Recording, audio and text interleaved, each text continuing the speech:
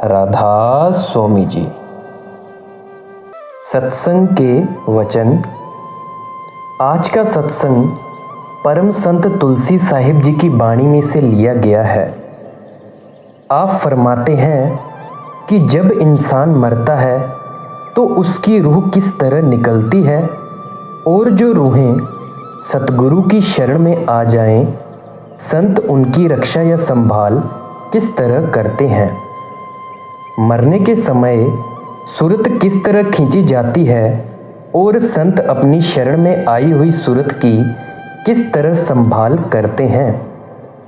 संत जीव की विपत्ति छुड़ावें, कर्मी जीव जगत को चावें।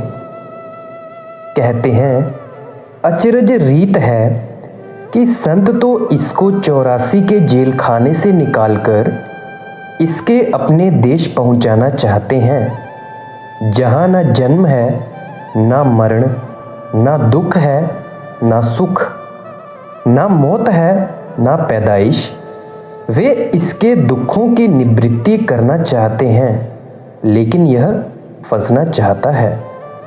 कोई दुनियावी दौलत मांगता है, कोई पुत्र मांगता है, कोई बेटी मांगता है, कोई कुछ मांगता है तो कोई कुछ। पंजाबी में एक आम कहावत है, कुत्ता राज बहालिए फिर चक्की चट्टे।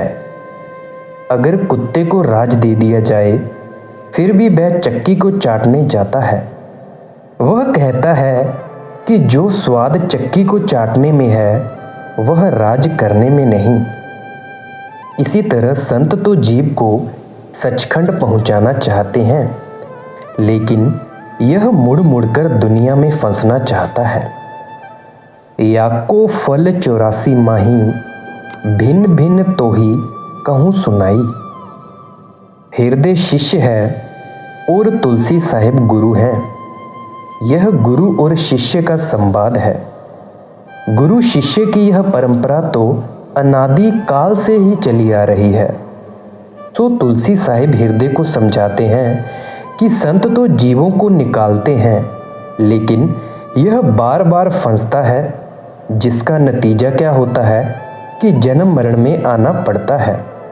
कुत्ते बिल्ले सूअर आदि बनना पड़ता है।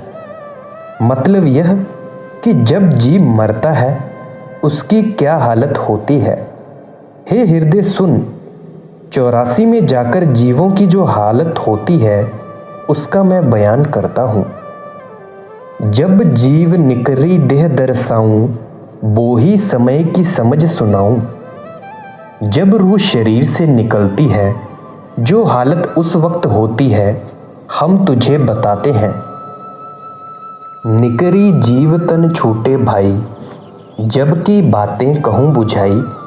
सिमटी आकाश भास जब जावे, जब नाड़ी में शीत समावे। जब मौत का वक्त आता है रूह सिमटती है। पहले तो हाथ पैर ठंडे होते हैं, नब्ज बंद हो जाती है।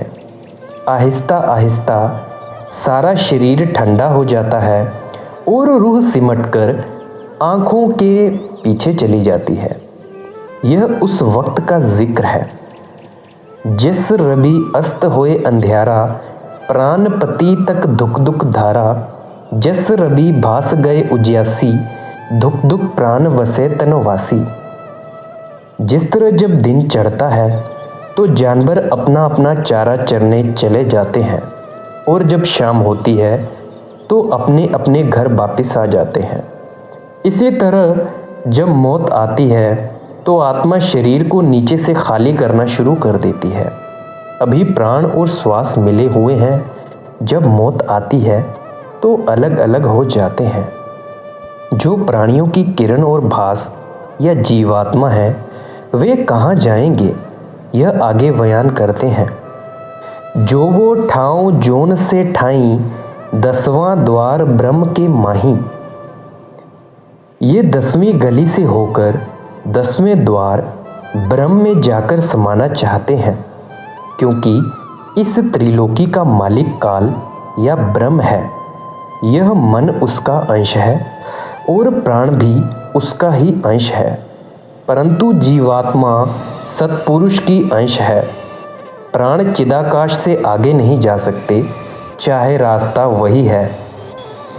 सूरज ब्रह्म द्वार 10 माही, उनसे किरण अंड में आई। कहते हैं जीवात्मा की किरण ब्रह्म से उतरकर सहस्दल कमल में आई, सहस्दल कमल से उतरकर नाभि में आई, नाभि से आगे यह सारा संसार बना है। किरण 5 तत् प्राण कहाया, तत् मिली 5 आकाश जग आया। उस आत्मा की किरण जब 5 प्राणों पर गिरी तो 5 तत्व पैदा हो गए, हवा, मिट्टी, आग, पानी और आकाश। अगर यह आपको देखना है तो पानी की बाल्टी भरकर देख सकते हैं। उसके द्वारा बड़ी अच्छी तरह से समझ आ सकता है जो मन है यह न जड़ है न चेतन, बल्कि जड़ चेतन के बीच की एक कड़ी है। आत्म सब में भास प्रकाशा, सोई भास किया तन वासा, मार्ग भास जोई मग आया, तर्क तालुवे राह समाया। यह जो जौहर या आत्मा की किरण है, यह मस्तिष्क के नीचे के रास्ते से उतरकर आंखों के बीच में आई, आंखों से उतरकर नाभि में आई और नाभि से उतरकर सारे शरीर में फैल गई। अब जिस मार्ग से यह आई है उसी मार्ग से जाना है। डॉक्टरों का संबंध मटेरियल यानी जड़ शरीर के साथ है और आत्मा मटेरियल नहीं। ज्यों प्रतिबिंब पड़े जल जाई, ऐसे भास नाभ के माही। जिस तरह जल में सूर्य का प्रतिबिंब का अक्स पड़ता है, इसी तरह आत्मा की किरण नाभि में आई और फिर सारे शरीर में फैल गई। नाभ तेज तन माही समाना, रोम ही रोम बदन में जाना। जिस तरह सूरज की किरण जमीन से टकराकर धूप बनती है, इसी तरह वह किरण नाभि से टकराकर शरीर के रोम रोम में फैल जाती है। भास तेज चेतन भई काया, यह भीतर में बरनी बताया। जब रूह रोम रोम में आ गई तो आदमी उठकर काम काज करने लग जाता है। जिन घट सैल करी काया की, भीतर भेद कह जोई भाखी। अब तुलसी साहिब हृदय को समझाते हैं कि जिन्होंने रूहानी मंडलों की सैर की, 9 दरवाजे छोड़कर ऊपर गए, वे जानते हैं कि ऊपर कैसे जाते हैं और ऊपर से कैसे वापस आते हैं। ऊपर की कहनी नहीं मानूं, अंदर उदय हुए घट भानु। तुलसी साहिब कहते हैं कि हम उनका कहना मानने को तैयार हैं जो अंदर गए, जो अंदर नहीं गए उनका कहना मानने को तैयार नहीं। अंदर भानु उदय बिना, भीतर की का कहन, बैन बचन झूठे कहें, बिन अंदर नहीं ऐन। जिसकी अंदर की आंख नहीं खुली, जिसके अंदर रोशनी नहीं हुई, रूह रूहानी मंडलों पर नहीं गई, समझो वह अंदर नहीं जाता। जो अंदर नहीं गया वह किस तरह अंदर की पूरी पूरी तस्वीर खींच सकता है। तुलसी साहिब कहते हैं कि यह जो मैं कह रहा हूं अंदर की बात है। जिन साधुओं ने साधना करके अंदर पर्दा खोल लिया, वे कहेंगे कि तू ठीक कहता है। जो अंदर नहीं गए वे नहीं मानेंगे। कहते हैं जब प्राण शरीर में से निकलने लगते हैं उस वक्त की कहानी संत बताते हैं। जाका अब दृष्टांत सुनाऊं, नकल माही में असल दिखाऊं। कहते हैं जो अंदर का असल है हम उसकी मिसाल यानी नकल बनाकर बताते हैं। जैसे पतंग गगन चढ़ी जावे, डोरी देत देत बढ़ी जावे, जब डोरी व खैंची खिलाड़ी, खैंची डोरी भूमि पर डारी। जिस तरह बच्चा पतंग उड़ाता है, ज्यों ज्यों बच्चा डोर छोड़ता जाता है, पतंग ऊपर चढ़ती जाती है। जितनी डोर होती है वह सारी छोड़ देता है।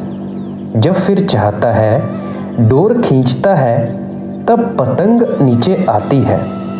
इसी तरह अभ्यास करने से जब चाहो रूह ऊपर चली जाती है जब चाहो नीचे आ जाती है। सिमटी डोरी किया पिंडा, यही विधि सुरती खिंचे ब्रह्मंडा। रोम रोम से तेज खिंचाना, सिमटी सिमटी नाभि में आना। रूह पैरों से इकट्ठी होकर नाभि में आ जाती है, फिर नाभि से उठकर तालू के जरिए आंखों के ऊपर आ गई। इस शरीर के 4 हिस्से हैं, पिंड, अंड, ब्रह्मांड और सचखंड। अब रूह पिंड भाव पैरों से लेकर तालू तक का शरीर छोड़कर अंड और ब्रह्मांड में से गुजरती हुई सचखंड में आ गई। खैंचे डोरी प्राण इची आवे, काल कान पर आसन लावे। जब रूह सिमटती है तो साथ ही प्राण सिमटते हैं। जब कोई घर छोड़ता है तो उस घर के जिस घर में कोई पेड़ हो, पक्षी भी अपना डेरा उठा लेते हैं। कर्नल सैंडर्स, हुजूर, प्राण किसको कहते हैं? महाराज जी, इसे समझाने के लिए काफ़ी विस्तार में जाना पड़ेगा। फिलहाल इतना ही समझ लें कि श्वास को प्राण कहते हैं।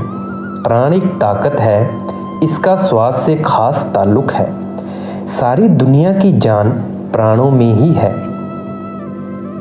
काल कान के मार्ग लाई, या विधि तन के माही समाई।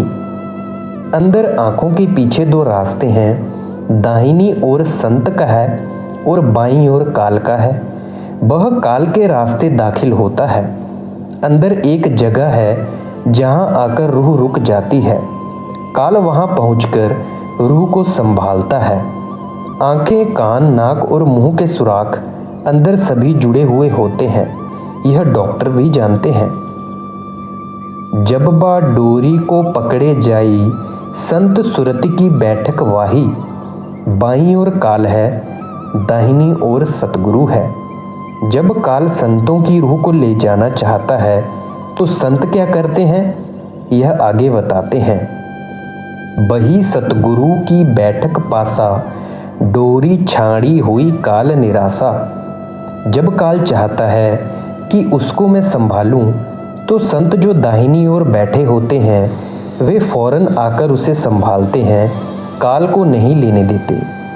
अब तो स्वामी जी महाराज की दया है कि 5-5 दिन, 10-10 दिन, 20-20 दिन, बल्कि महीना महीना पहले सत्संगी को खबर हो जाती है कि मुझे जाना है। लेकिन इसमें यह ज़रूरी है कि उसकी मौत के समय कोई गैर सत्संगी पास ना हो। अगर कोई गैर सत्संगी पास में है तो वह चुपचाप जाएगा। जो सत्संगी चुपचाप जाता है, सतगुरु उसकी रूह को अंड में जाकर संभाल लेते हैं, काल को नहीं लेने देते। अगर बाहर नहीं संभालते तो अंदर जरूर संभालते हैं। प्राणी सतगुरु की सुधि लावे, डोरी छाड़ी काल अलगावे। जिस तरह किसी जंगल में कोई डाकू किसी मुसाफिर का कत्ल करना चाहे तो उस वक्त कोई सूरमा पहुंच जाए तो उस मुसाफिर को कितनी खुशी होती है। इसी तरह जिस वक्त काल रूह को पकड़ने लगता है, वह सतगुरु का ध्यान करती है, उसी वक्त सतगुरु जाकर उसे संभाल लेते हैं। जो सतगुरु सुधी बिसरे भाई, जब ही काल घर बजत बधाई। अगर नाम लिया है मगर न सतगुरु के साथ प्रेम है, न कभी नाम जपा है, बल्कि सतगुरु के विरुद्ध हो गया है, चोरी, ठगी, दुराचार आदि करता है, चाहे वह सतगुरु को भी भूल गया है, लेकिन सतगुरु फिर भी संभालता है। एक सत्संगी, हुजूर, अगर कोई लड़ाई के समय भजन पर बैठा हुआ है, कोई गोला लग गया, मौत हो गई, क्या उसकी भी संभाल होगी? महाराज जी, जरूर होगी, कोई फिक्र न करो। जिनके हृदय संत लो लागी, सतगुर सांच प्रीति अनुरागी। जिनके काल निकट नहीं आवे, डोरी छाणी के दूर परावे। अब तुलसी साहिब जी कहते हैं, हे हृदय, जिन्होंने सतगुरु से प्रेम प्यार किया है, जीते जी भजन अभ्यास किया है, काल उनके पास तक नहीं आता, डरता है और दूर रहता है। काल ठिकाने अपने आवे, सुरती में सुरती लिपटावे। अब काल तो अपने स्टेशन पर आ बैठा, मगर चूंकि वह संतों का जीव था इसीलिए काल का कोई जोर नहीं चला। संत अपनी रूह में उसकी रूह को लपेट कर ले जाते हैं। अपनी सुरती सुरती में डाली, ज्यों बंसी मच्छी खींची चाली। बंसी कहते हैं कुंडी को, जिसके साथ डोरी बंधी हुई होती है। जिस तरह शिकारी कुंडी फैलता है, मछली उसको पकड़ लेती है। जब कुंडी मछली के गले में फंस जाती है तो शिकारी कुंडी को खींच लेता है। मछली अपने आप खींची चली जाती है। इसी तरह मौत के वक्त संतों की तवज्जो से रूह ऊपर की तरफ खींची चली जाती है। अब यह कैफियत बयान नहीं हो सकती। बिना नाम के सारी रूहों को काल खा जाता है। बंसी में मच्छी खिंची आवे, ज्यों सतगुरु में सुरती समावे। सुरती डोरी पोड़ मजबूती, जवहीं काल सिर मारे जूती। जब रूह ने सतगुरु का पल्ला मजबूती से पकड़ लिया तो काल खाली हाथ लौट गया। एक सत्संगी हुजूर, एक अमेरिका की स्त्री ने हुजूर की सेवा में चिट्ठी लिखी थी कि मैं नामदान के लिए आ रही हूँ, मगर उसकी मृत्यु हो गई। उसका क्या हाल हुआ होगा? महाराज जी, यह तो आपने कई वृतांत देखे और सुने हैं कि जब किसी प्रेमी की मौत हुई, नाम नहीं लिया, केवल दर्शन किए, फिर भी सतगुरु लेने के लिए आए हैं। बिना नाम के दुर्धाम नहीं जा सकता। हाँ, संत मनुष्य जन्म दे सकते हैं। सुरती डोरी सतगुरु गहे, रहे चरण के माही। सुन सुरती शब्दे मिली, डोरी डोरी समाए। सुरत शब्द में जा मिली और स्टेशन दर स्टेशन, मंजिल दर मंजिल निज घर पहुंच गई। शिष्य का जैसा जैसा प्यार, जैसी जैसी कमाई होती है, सतगुरु वैसा ही सुलूक करते हैं। जिस जिस स्टेशन पर ठहराना होता है, ठहराते हैं। कर्म और काल दोनों संतों के सामने कुछ नहीं कर सकते।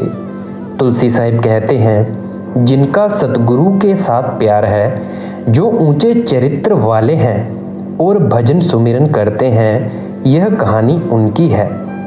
यह बात तो आम मशहूर है और हमारे वेद शास्त्र भी कहते हैं, जहां आत्सा तहां वात्सा। अगर सतगुरु के साथ प्यार है तो मौत के वक्त सतगुरु साथ जाएगा। अगर बेटे बेटियों से प्यार है तो बेटे बेटियों में जाएगा। जहां जिसका प्यार है वह मरकर वहीं जाएगा। कहते हैं, इधर बाईं तरफ काल मालिक है, उधर बाईं तरफ सतगुरु मालिक है। जो जो अंदर गए हैं वे इस रमज भेद को समझेंगे। तुलसी साहिब कहते हैं, सूरत को बीच में से होकर जाना है, ना बाएं ना दाएं। अष्ट कंवल पखड़ी दल माही, जो जेही आस रहे जग जाई। काल श्याम के बीच रहाई, सेत सुरति सतगुरु की भाई। अष्टदल कमल में जाकर फैसला होता है कि यह किसका जीव है। वहां दाईं तरफ सतगुरु खड़ा है, बाईं ओर काल है। एक सत्संगी, हुजूर, काल का कैसा रूप है? महाराज जी, उसके करोड़ों रूप हैं। ब्रह्म में काल है, सहस्रदल कमल में मन और नीचे आकर नेगेटिव पावर, विरोधी ताकत है। बूझे यह कोई समझ लखावे, या कि बूझ समझ कोई पावे। या में जीव का लगे ठिकाना, यह मार्ग सज्जन का जाना। अब तुलसी साहिब कहते हैं कि संतों की कृपा से जीव अपने ठिकाने चला जाता है। यह मार्ग संतों का है। एक सत्संगी, हुजूर, काल ने भी सत्पुरुष से ही ताकत ली हुई है? महाराज जी, हाँ, सत्पुरुष की 16 कला प्रकट हुई हैं, जिनमें से एक कला काल है। यह तो किसी समय 5-7 दिन हो तब बयान किया जा सकता है। नैन श्याम और सेत के मद सुरत की लाग, जो जैसे सतगुरु मिले जैसे तिनके भाग। तुलसी साहिब कहते हैं, हे हृदय, जैसा शिक्षक टीचर उस्ताद सिखाता है वैसा ही तालिब इल्म शिष्य विद्यार्थी सीखता है। अगर काल के दायरे का गुरु मिल गया तो काल ने संभाल लिया, अगर दयाल के देश का सतगुरु मिल गया तो दयाल ने संभाल लिया। जो सुरती सतगुरु को चाही, जैसी डोरी ऊंट की नाई, जैसे ऊंट अगाड़ी जावे, सब कतार पीछे चली आवे। बांधी डोरी पूछी के माही, सब कतार पीछे चली आई। सतगुरु सुरती मूल ठिकाने, ज्यों कतार जिव सुरती समाने। अब तुलसी साहिब मिसाल देते हैं कि जिस तरह एक ऊंट के पीछे कई ऊंट होते हैं और सारवान एक ऊंट को पकड़कर सभी को मंजिले मकसूद तक ले जाता है, इसी प्रकार एक सतगुरु आता है और करोड़ों जीवों को सचखंड ले जाता है। जो सुरति सतगुरु दृढ़ लावे, सुनु हृदय वह मही हमावे। जिसका सतगुरु के साथ प्रेम प्यार भरोसा और यकीन है, वह मरकर सतगुरु के पास जाएगा, वह और कहीं नहीं जाता। तुलसी साहिब कहते हैं, हे हृदय, काल किसी को नहीं छोड़ता। इससे बचने का अगर कोई इलाज है तो यही है जो हम बताते हैं। तप संजम जोगी बहु पाले, ये मार्ग में भय भ्याले। कहते हैं योगी तपस्या कर करके हड्डियों का ढेर हो गए, लेकिन काल ने खा लिया। बिना सतगुरु काल से कोई नहीं बच सकता। जो कोई समझी करे यह लेखा, बिन सतगुरु नहीं मिले विवेका। कहते हैं बिना सतगुरु मुक्ति नहीं, बिना सतगुरु कोई ठिकाना नहीं, बिना सतगुरु विवेक नहीं जगता। ज्यों कतार रहे ऊंट की, अगले ऊंट बंधाए, यों सुरती सतगुरु कहें, सब जीव बही समाए। यह जो तुलसी साहिब ने समझाया है, अब हृदय शिष्य प्रश्न करता है। हृदय पूछता है, यह स्वामी सज्जन की बाता, यही विधि भाखे सभी सनाथा। सब संतन की देखी बानी, सबने कही बिमल मति छानी। हृदय कहता है कि हे सतगुरु, आपने बयान किया है, वास्तव में सभी का यही उपदेश है। मैंने और कई संतों की बाणियां देखी हैं, वे भी यही कहते हैं जो आपने कहा है।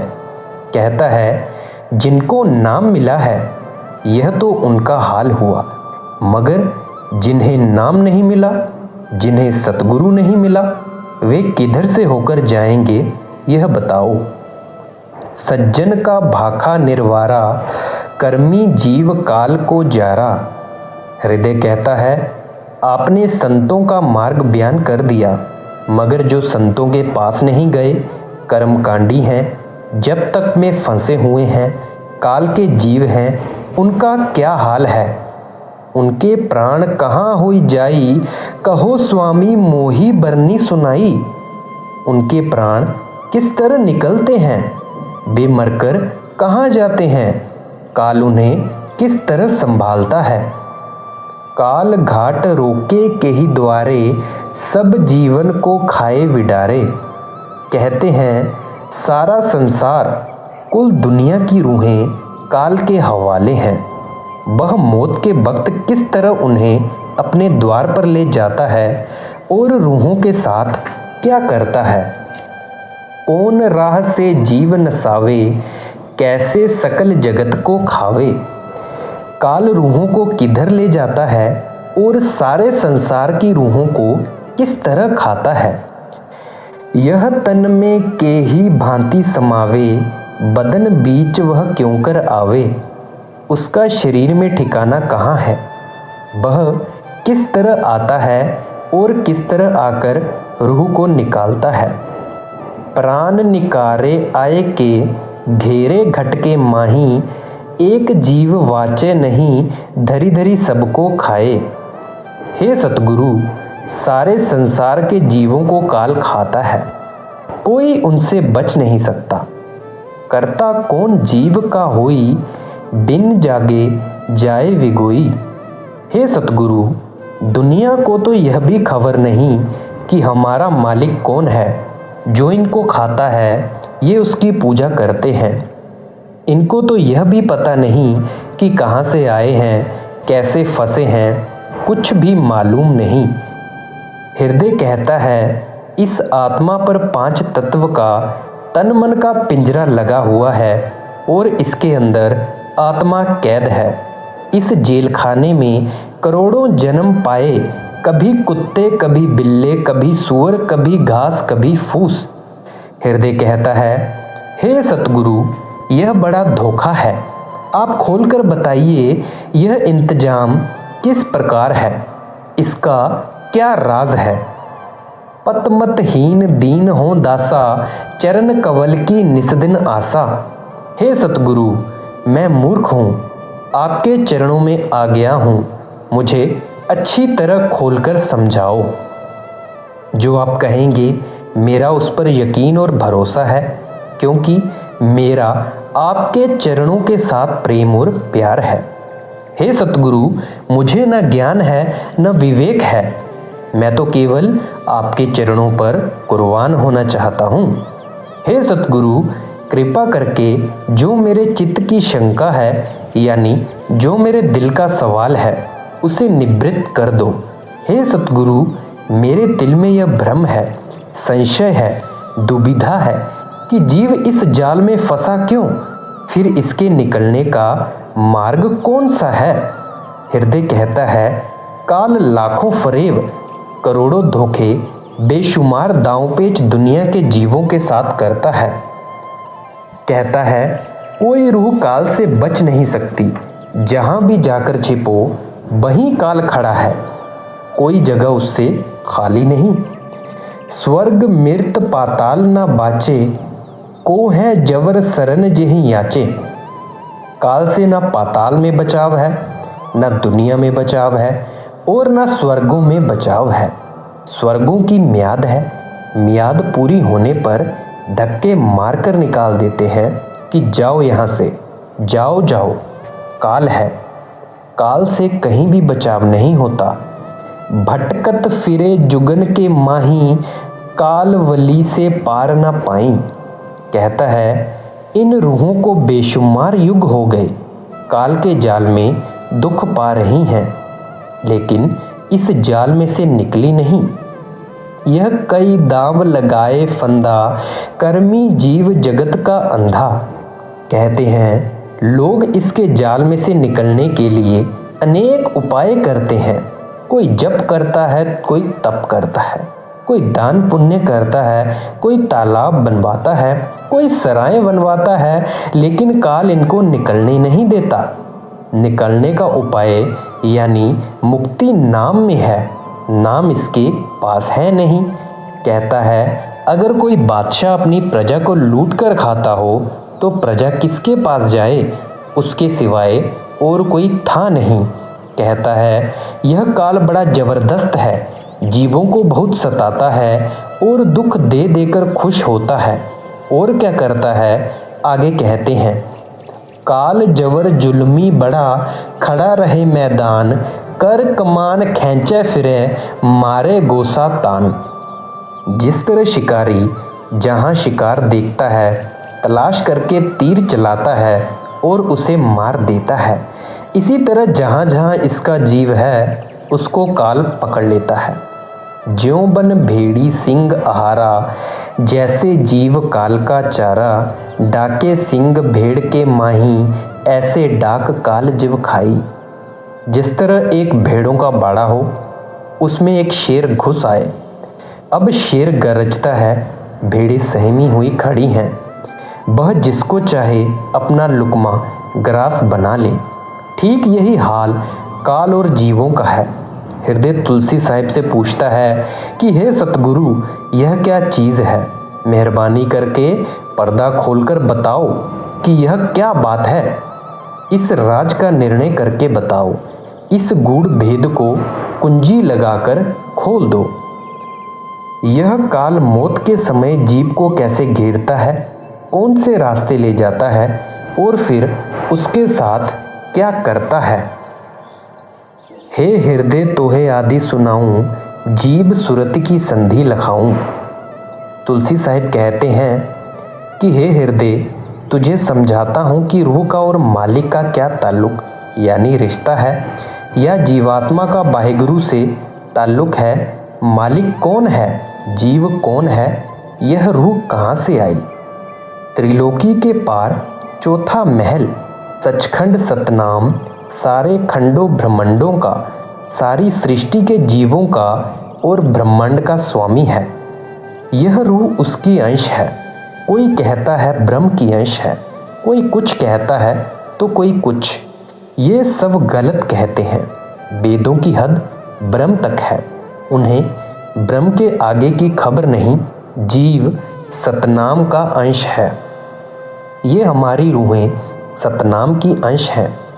लेकिन जब काल भगवान ने देश में आ गई तो उसने 5 तत्व का कोट पहना दिया, 5 तत्व के शरीर का पिंजरा बना दिया। रूह को इस पिंजरे में कैद कर दिया, साथ में मन को चौकीदार लगा दिया। मन उधर मालिक की तरफ ख्याल नहीं करने देता। संत इसको जबरदस्ती ले जाना चाहें तो ले जाएं, वरना मन संतों की शिक्षा की तरफ ख्याल ही नहीं करने देता। रूह शुरू में मक्काम हक यानी सचखंड से उतरकर ब्रह्म देश में आ गई।